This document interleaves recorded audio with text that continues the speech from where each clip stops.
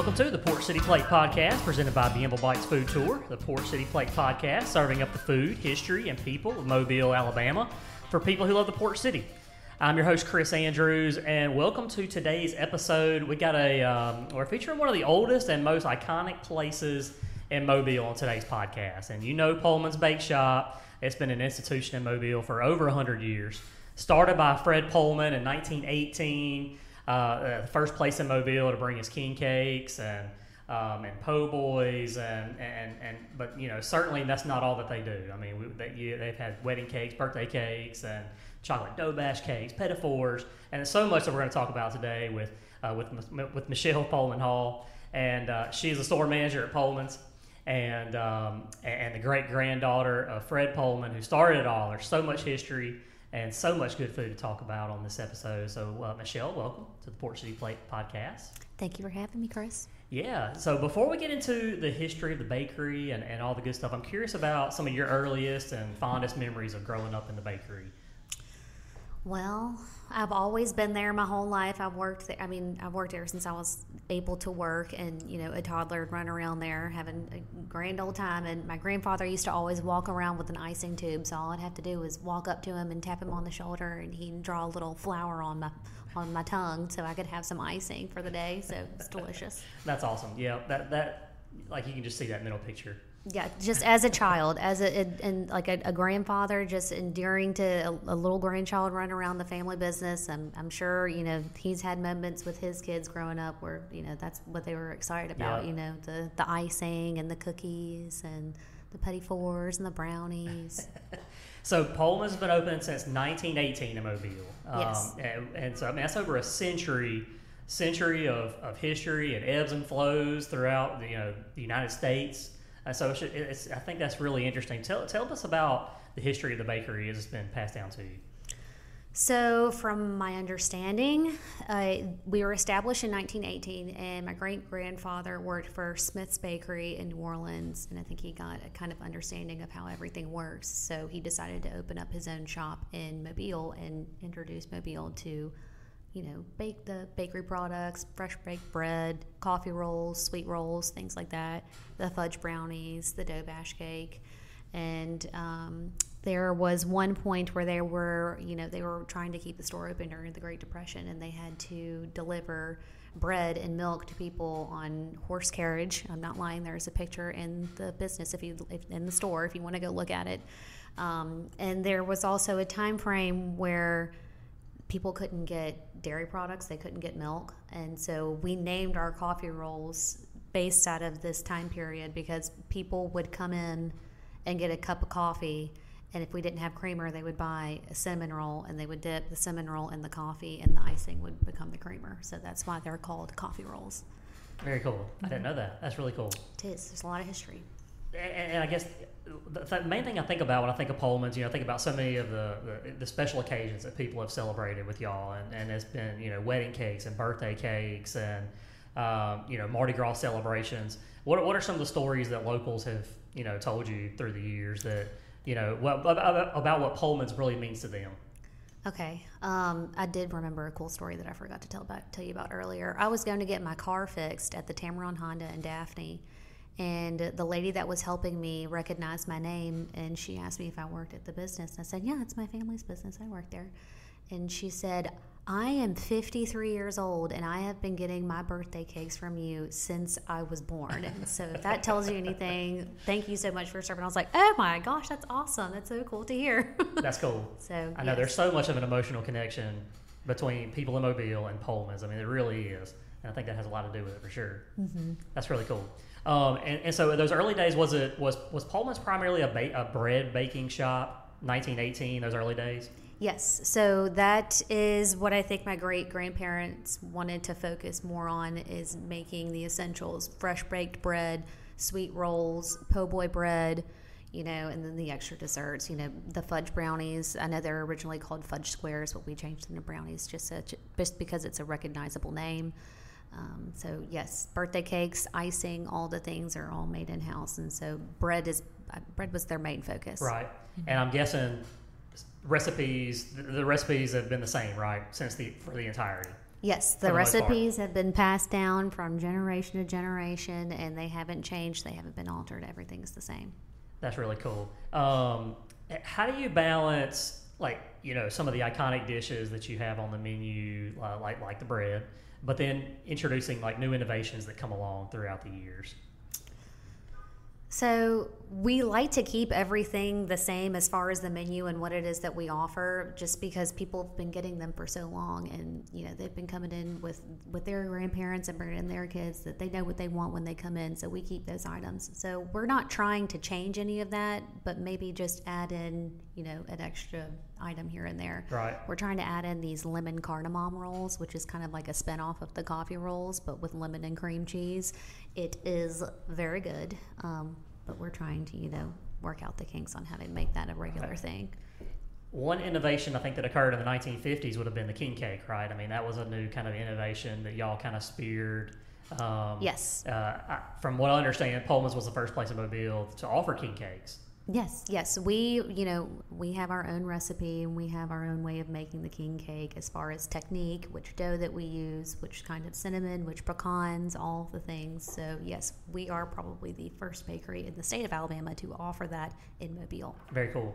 What distinguishes Pollman's king cake from everybody else? Well, it's made fresh in-house from scratch, so it's not frozen. It's not something that you can get, you know, like at Rouse's or Publix. Not that I'm knocking grocery store king cakes, but ours are made by hand from scratch, and they're fresh. We don't add any preservatives or anything to the item, so what you're getting is a freshly made king cake every single time. Yeah. And I guess there has to be challenges that come with that too, right? I mean, so y'all are producing thousands of king cakes in just a 2-month span. So what are some of the challenges that y'all have, and how do you keep up with the demand during that time of year? So the biggest challenge is that we have so many orders, and the hardest part is, you know, people want all these different items, and then you have Mardi Gras roll around and everybody wants king cake. So we have to, you know, stop what we're doing and only focus on king cake. But it's a challenge that we can handle because we are a 24-hour business. You know, we have crews coming in during the day and at night. So we're constantly updating, checking inventory, preparing, you know. We're getting better with computers here, so that's awesome. And, you know, we can handle it. We're amazing. We've been doing the same thing for years and years, and it's worked, and it's definitely something we can handle. Yeah, that's right. I didn't realize y'all were a 24-hour operation. That's crazy. Yes, not very many people know that. They don't know that we also have a crew that comes in at night. Yeah, so. That's great. Mm-hmm. Has there been any unusual request you've ever had, maybe during Mardi Gras especially, to make anything? So we had one groom request for his groom's cake to be made from king cakes. It was like a 5-tier groom's cake, and we added the petit four icing dipped on top of each layer or each tier of the king cake, and then it has, like, you know, your little purple, gold, and green ribbon around each tier with the little Mardi Gras beads and a little topper on it, and it was just so adorable. That's cool. That's fantastic. Mm-hmm. Did it taste good? Yes, it tasted Feedback was fantastic. good? Feedback was amazing. The groom called and said, "Thank you so much. Everything was perfect." That's awesome. What other ways do y'all participate at Pollman's and Mardi Gras outside of king cakes? Outside of king cakes, we also do our iced cookies, our iced sugar cookies with buttercream icing. We'll decorate those to match, you know, Mardi Gras, and then petit fours. And we also have T-shirts with Mardi Gras decorations on them. So if you want to buy a T-shirt, we've got those. Got to come get one. Mm-hmm. Yep. And we talked about the king cakes, and you know how y'all produce thousands of them in just a few months span, but that's probably not even your most popular item on the menu, right? I mean, the chocolate dough bash has got to be the most popular menu item, right? Yes. The king cake is seasonal. We do have it all year round, but it is a seasonal item, and we mass produce those during Mardi Gras season. Yeah. So yes, we're pumping out thousands of those. But the chocolate dough bash is our most popular item. It is a chocolate cake made with chocolate liqueur, French custard, and pralines on top with a chocolate ganache icing dipped all over it. And it is delicious. It is one of the best things you'll ever put in your mouth. It is. It's like a chocolate pudding cake. You won't be disappointed. I highly recommend you come try one. Do you know whose idea that was in your family? If I had to take a guess, I think it was my grandmother, because I mean, she always had to have she got diagnosed with diabetes from working at the bakery, and that was her favorite thing to have was the chocolate dough bash cake. It is. It's so good. And the petit fours, I know that every conversation it seems like I have with anybody about Pollman's, and we talk about Pollman's, the petit fours always come up in conversation. What makes y'all's petit fours so unique? Well, I mean, once again, it's our own recipe. They're made fresh in house, and we make our own cake batter. So it's something that we do ourselves, and it's all about the environment that they're baked in. The temperature, the technique of how it's all done, and it's just like a small little cake. Yeah, it's French. It's a French word, petit four, something like that. I can't remember. I'm not really positive what it means. I don't speak French. So it's just like a small white cake. It's a very simple snack, and you just have to try one. You can't have just one. It's a very small portion, and it's what people coming into Pollman's recognize. Oh, petit four, I want a little petit four. Yep. So. I think you hit the nail on the head when you mentioned like how small it is. It's a little bite-sized treat, and it just makes you want to eat about 10 more. Yes, it needs a warning label. Yes, it does. Yeah, you cannot eat just one, right? Right. Yeah, I like that. Y'all need that. And the brownies. I got to talk about the brownies. So that's another one, a favorite of mine anyway. I think what makes y'all so good is the fudge on top, the topping, right? Yes, so we do like a hot chocolate fudge icing drip on top of the brownies after they come out of the oven, and then also the recipe that we use for the inside of the brownie is almost like a fudge brownie. So you just have to try one. I could rave about it all day long, but they are delicious, and it's another one of those things where you can't have just one. Yes, 100%. I used to go by there all the time when I used to work around town, and that was my breakfast for a lot of days. That was a good one. Oh yeah, growing up it was brownies and cookies and milk for breakfast quite often. That's okay. And what about y'all's wedding cakes? I know y'all sell a ton of wedding cakes, right? How do you craft the perfect wedding cake? It has to look stunning, but also taste great as well. How do you manage that? So we try and strive for making it taste good, because that's just what we're known for, is our food being very good. Another thing that we like to focus on is how we structure the cake. So we know how to build the tiers to accommodate to large wedding parties. So if you have a wedding party or a guest count of about 300, we've got a cake to build for that. If you have one of 500, we've also got a template of how to build that as well. We use our recipe to make the cake, and we like to keep things pretty simple and elegant, so we only work with buttercream. We don't really like to work with too much fondant. But our cake batters that we use, we have to build them I want to say at least a day and a half in advance, just so they'll be able to sit properly on top of each tier. But we build them on site, so we bring them in pieces if you have multiple tiers. Yeah. But yeah, it's mostly cake and icing, and I don't know. We've just been doing it for so long that we've just figured it out. How much labor would you say is in one of those 500-person wedding cakes like that? A lot. I mean, we like to plan at least 1 month ahead of time in order to have it ready, especially if it's a large wedding like that. So when we figure out they want 5 tiers, then we got to figure out which pans to use. Once we've decided which pans to use, we got to make sure we have enough of the cake batter that they want. Sometimes the brides want to get particular and have different cake flavors for different tiers. So you've got your bottom tier, which is yellow cake, but they want the next tier to be white cake. Then the next one's going to be yellow, then the top's going to be white. So we have to prep the pans with, these they're like little pieces of cardboard paper, but we have to mark them with the size of each of the cardboard paper of how much cake to fill in that particular pan. So each tier is built with 3 layers of cake. So if you have, like, the bottom tier is, let's say, 12 inches round, we have to have 3 pans of 12-inch round cake built just for that bottom tier. And so we like to keep each tier at least 4 inches apart, because otherwise if you put them too close together, it'll topple over, right? Yeah. So there's a whole science behind it, What and an amazing craft. Yes. That's incredible. And I guess y'all also, you can sit down with the couples as well, right? The bride and groom, they probably come in and y'all do talk with them about maybe what interests them, what kind of cake maybe the groom would like. As well, y'all do that as well? Yes, we offer in-house cake consultations. So the couples will come in and they'll, hello, we met at so-and-so college, and we met each other in class, and they'll give us their backstory, and so that kind of helps us develop a relationship with a couple, which is nice. And sometimes couples will bring in their parents, and that's where the tradition kind of plays a role in there, as well as, oh, I remember when Pollman's made my wedding cake when my husband and I were getting married, and we remember when your mom was with us in the cake consultation and she helped us with our cake as well. So yes, it is one of those things where we sit down with the couple and talk with them and, find out, a little bit about them and then help them decide which cake to choose. Right, that's cool. There's been a lot of changes at Pollman's over the last couple of years, and I know y'all closed a couple of branches of stores, and it sent a confusing message, I think, to a lot of mobilians especially, and just some of the tough times. What would you say about the last couple of years and the ownership change and all that? Well, the pandemic did not help at all. So we were very slow during the pandemic. We weren't open very many hours. My parents were still working, and I think it just got to be so overwhelming to them.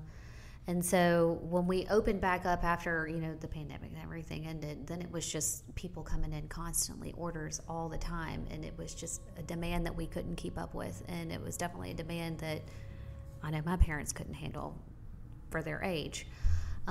So, we had a run-in with the health department, and, they shut us down, and we've, implemented a completely new cleaning system and how we do things, and we went in and just completely gutted the place and just totally cleaned it up.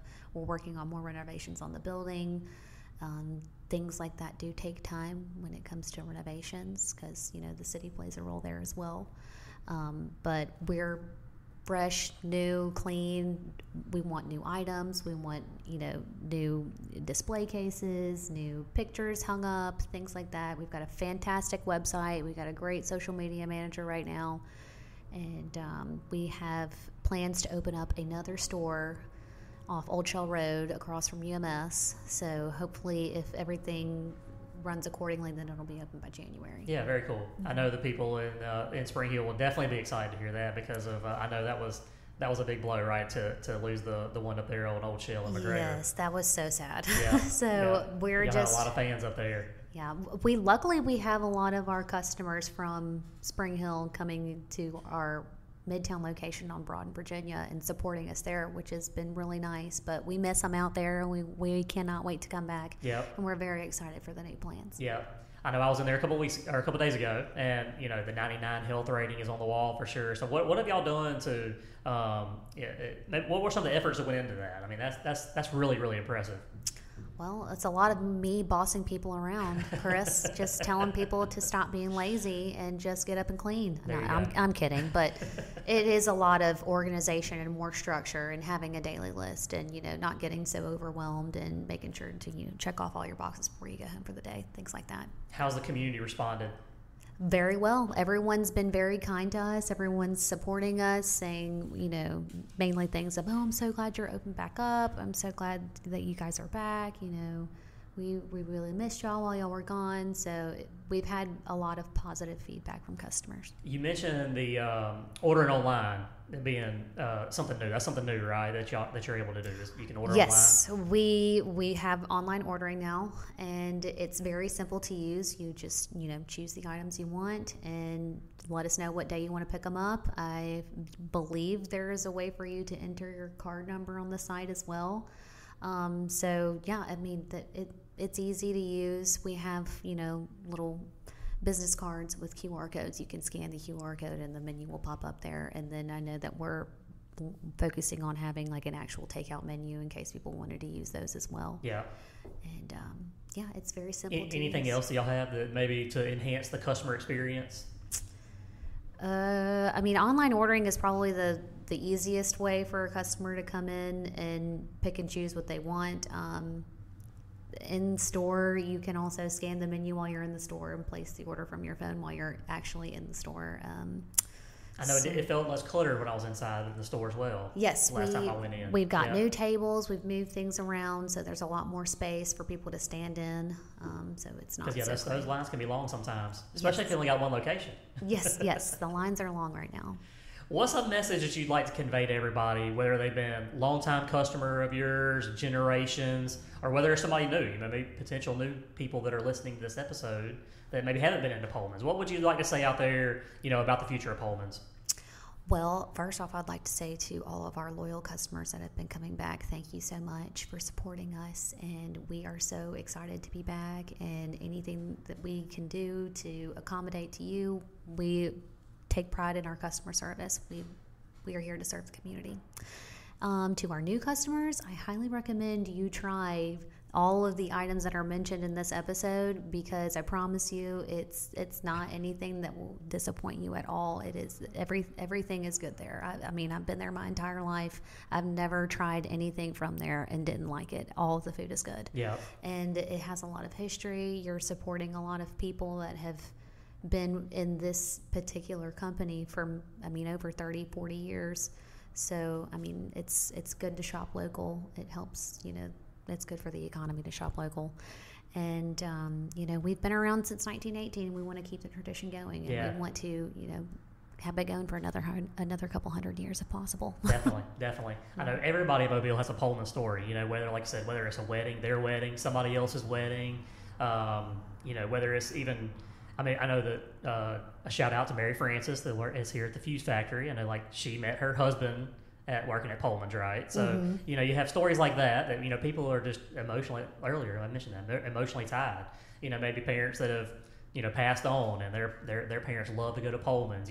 Everybody has some kind of certain emotional tie to Pollman's. So I love that. So that's really cool. So y'all got to go out to Pollman's, go see Michelle out there at Virginia and Broad Street. What's your hours? We're open Monday through Saturday from 7:30 a.m. to 7 p.m. Okay. And looking forward to, like I said, the new location on Michelle. That'll be cool, too. Oh, yeah, that's going to be exciting. You brought me a box of goodies. What do we have? I brought you some of the infamous petit fours and a couple of iced cookies as well. Yes. Thank you so much. You're welcome. My kids I probably should have a thank you from them, because they're going to tear those up, too.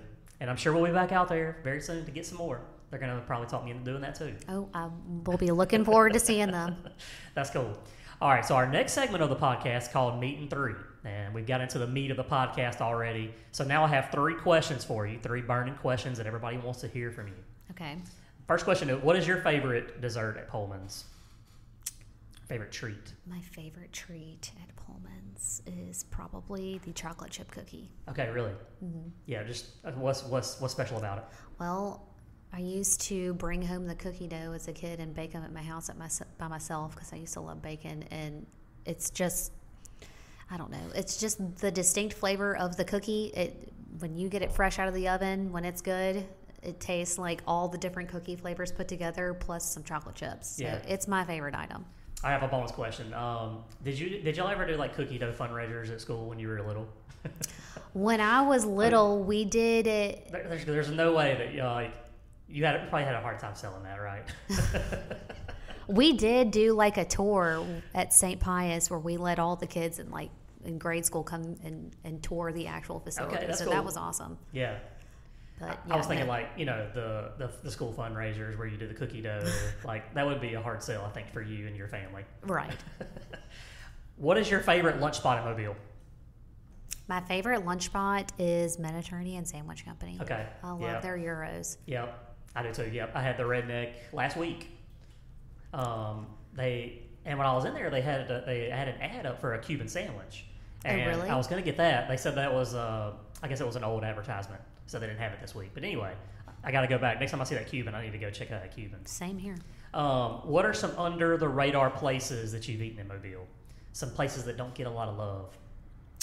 Under the radar places that don't get a lot of love.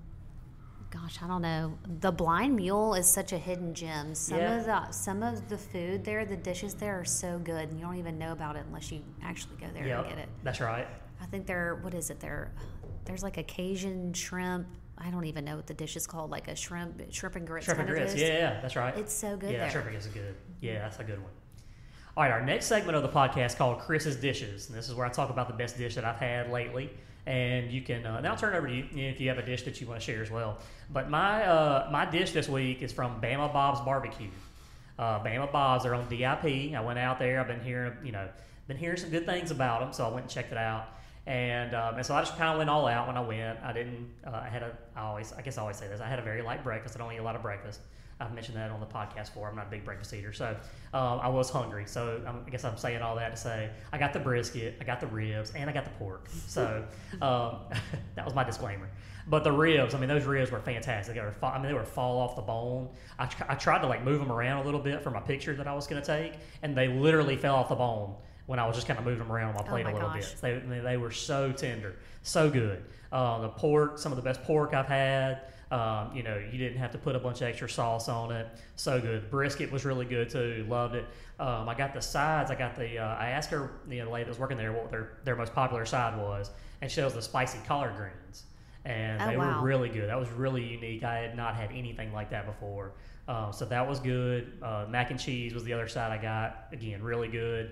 I don't know what was so unique about. I can't really figure out what they did differently with mac and cheese, but I had not had anything like this in any menu in Mobile. So really good, really unique. Like I said, the collard. So all the sides I had were, unlike anything I'd ever had before, especially at a barbecue place. So really good. Bama Bob's Barbecue. It's on DIP, so it's almost to the Dog River Bridge. I mean, you're going pretty far down Dog River, but it's really, really good. And definitely, if you're a barbecue fan, that's definitely one you got to try out. And I think that would definitely qualify under the radar kind of place in Mobile too. What is it called again? Bama Bob's. Bama Bob's. Yep, they're closed on Sunday and Monday, but they're open for lunch and dinner. Other than that, so that's my dish. What about you? You have a dish that you've had lately that you've enjoyed? I don't like to be put on the spot. Let me think here. I went to Bob's Diner for breakfast this morning, and what I got from there was absolutely delicious. Just the plain Bob's breakfast, just bacon, scrambled eggs, grits, and bread. And I mean, I was satisfied. Yep. Everything from there was good. Yep, love the breakfast from Bob's. Mm-hmm. Yep, Tony's doing a good job as well. He always kind of gets mentioned on this podcast too. So. Okay, great. Yep. Well, thanks so much for coming on the show today. You're welcome. Yeah, I've enjoyed it. So thank y'all for listening. Definitely get out to Pollman's, check them out, check out all these. All the great things we talked about today. I promise you, if you get anything that we talked about today, it will probably be one of the best things that you've had. It will be your dish for the week, for sure. There's no doubt about it. So, you go check them out. And appreciate y'all listening, and we'll catch you on the next episode.